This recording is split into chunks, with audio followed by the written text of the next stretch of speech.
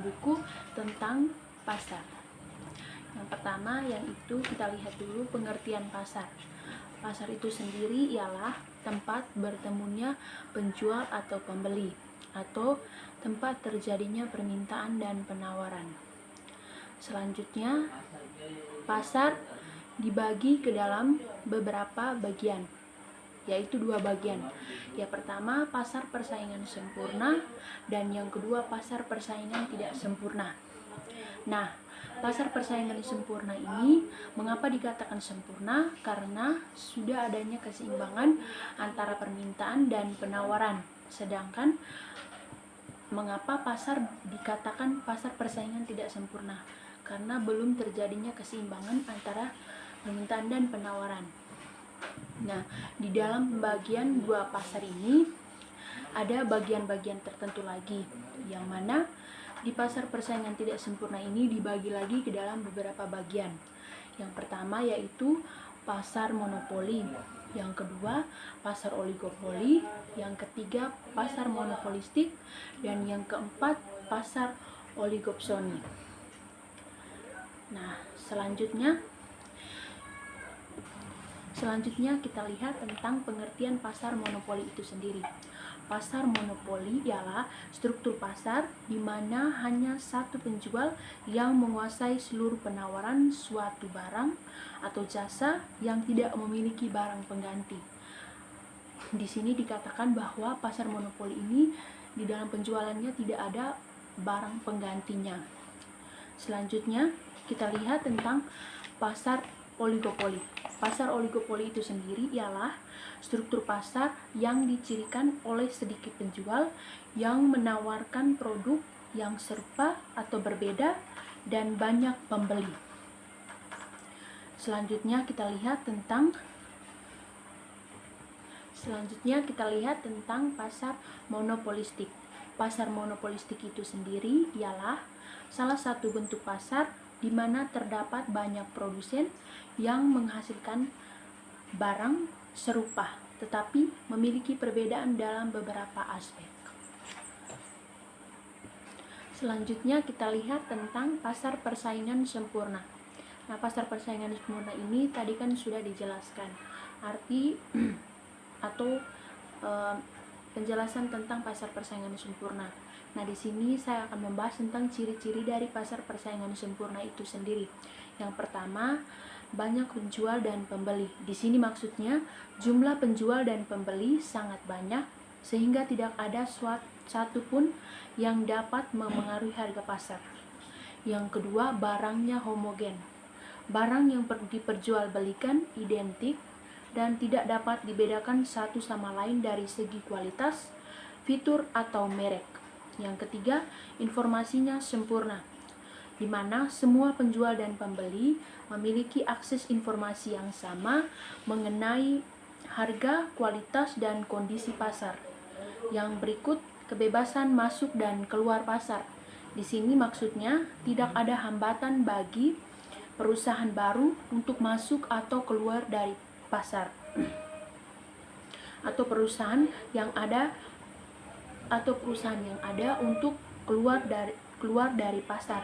Yang berikut, mobilitas faktor produksi. Di sini maksudnya faktor-faktor produksi di mana tenaga kerja, modal, dan bahan baku dapat bergerak bebas antar individu. Yang berikut, tidak ada kolusi.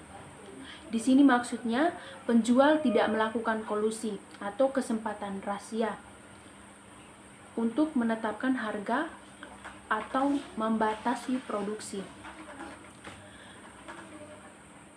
Selanjutnya di sini kita melihat tentang ciri-ciri dari pasar monopoli itu sendiri. Yang pertama, satu penjual. Di sini maksudnya hanya ada satu penjual yang menguasai seluruh pasar untuk barang atau jasa tertentu. Yang kedua, tidak ada pengganti dekat. Di sini maksudnya barang atau jasa yang ditawarkan tidak memiliki pengganti yang dekat atau sempurna. Yang ketiga, hambatan masuk yang tinggi. Di sini maksudnya ada hambatan yang signifikan bagi perusahaan baru untuk memasuki pasar. Yang keempat, kendali atas sumber daya. Di sini maksudnya perusahaan monopoli mungkin mengendalikan sumber daya penting yang diperlukan untuk produksi. Yang kelima, paten dan hak cipta. Di sini maksudnya paten dan hak cipta memberikan perlindungan hukum eksklusif kepada perusahaan monopoli. Selanjutnya kita melihat tentang ciri-ciri pasar oligopoli. Yang pertama, sedikit penjual, banyak pembeli. Ini merupakan ciri utama oligopoli, di mana terdapat banyak penjual namun sedikit terdapatnya penjual namun banyak terdapatnya pembeli. Ciri yang berikut, produk yang serupa atau berbeda. Oligopoli dapat mencangkup produk yang homogen atau identik seperti baja atau semen. Yang ketiga, hambatan masuk yang tinggi. Biaya tinggi untuk memasuki pasar seperti kebutuhan modal yang besar, teknologi canggih, atau regulasi pemerintah membatasi jumlah perusahaan yang dapat bersaing. Yang berikut, interdependensi perusahaan, di mana keputusan suatu perusahaan, misalnya perubahan harga atau kualitas produk, akan secara langsung memengaruhi perusahaan lain. Yang berikutnya, perilaku strategis. Perusahaan dalam oligopoli terlibat dalam perilaku strategis, artinya mereka membuat keputusan dengan mempertimbangkan reaksi pesaing mereka. Yang berikut kita lihat tentang ciri-ciri pasar monopolistik. Yang pertama, banyak terdapat penjual. Di sini dimaksudkan di pasar terdapat banyak penjual,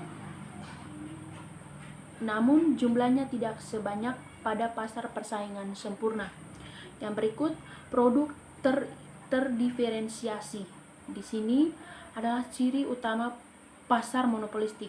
Produk-produk yang dijual memiliki perbedaan, baik nyata maupun buatan. Yang berikut, kendali sedikit terhadap harga. Karena produk terdiferensiasi, penjual memiliki sedikit kendali atas harga. Yang berikut, kebebasan masuk luar pasar. Lebih mudah bagi perusahaan baru untuk memasuki pasar monopolistik dibandingkan dengan pasar monopoli. Tetapi ada hambatan yang lebih tinggi daripada pasar persaingan sempurna. Jadi di sini pengertian pasar itu secara sederhananya saya bisa menjelaskan seperti itu. Nah, teman-teman bisa memahami arti dari pasar itu sendiri ketika teman-teman mengunjungi atau berbelanja ke pasar. Nah, di sana teman-teman juga melakukan hal yang sama, yaitu teman-teman sebagai pembeli. Nah, kita akan membeli barang kepada pembeli. Nah, di situ terjadilah tawar-menawar antara penjual dan pembeli. Ya, interaksi